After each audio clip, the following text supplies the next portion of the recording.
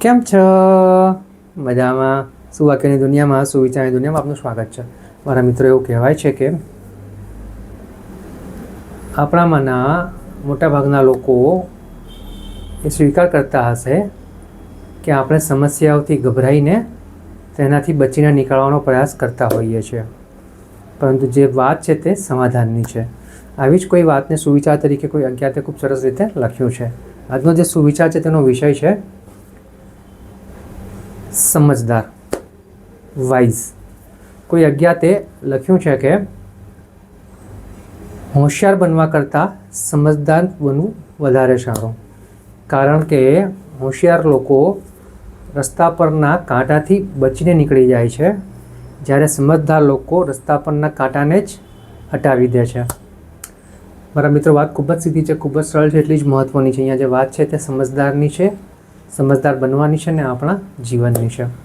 મારા મિત્રો, આપણે પણ અનુભવ્યું હોય છે, આપણે પણ ઘણી વખત જોયું હશે કે જ્યારે આપણી આસપાસ સમસ્યાઓ ઘેરી વળે છે ત્યારે આપણે હળબળાહટમાં આવી જઈએ છીએ અને કશો નિર્ણય નથી લઈ શકતા અને એમ જ વિચારીએ છીએ કે આ સમસ્યાથી બચીને નીકળી જઈએ તો સારું.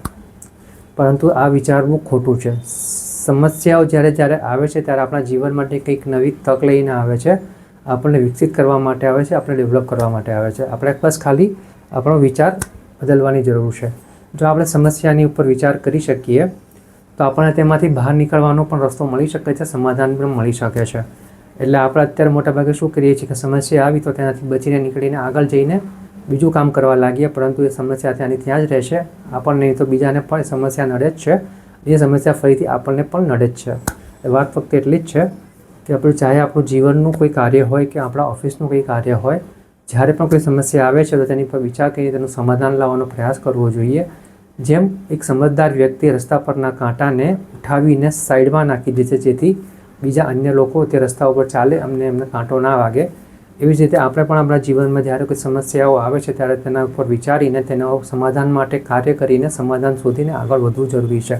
કારણ કે આજે જે સમસ્યા આવી છે, જો આજે આપણે તેમાંથી બચી નીકળવાનો પ્રયાસ કરીશું તો સમસ્યા ચોક્કસ જ બીજા કોઈને નડવાની જ છે. કોને ખબર કાલે એની સમસ્યા આપણને ફરીથી નડે. વાત ફક્ત એટલી જ છે કે આપણે હંમેશા સમજદાર બનીને હંમેશા સમાધાન ઉપર ધ્યાન આપીને સમાધાન શોધવાના પ્રયાસ કરવાના છે, નહીં કે સમસ્યાથી બચવાના. એટલા માટે અહીંયા લખાયું છે કે હોશિયાર બનવા કરતાં સમજદાર બનવું વધારે સારું. સમજદાર હશો તો હોશિયારી આપોઆપ આવી જશે. Thank you.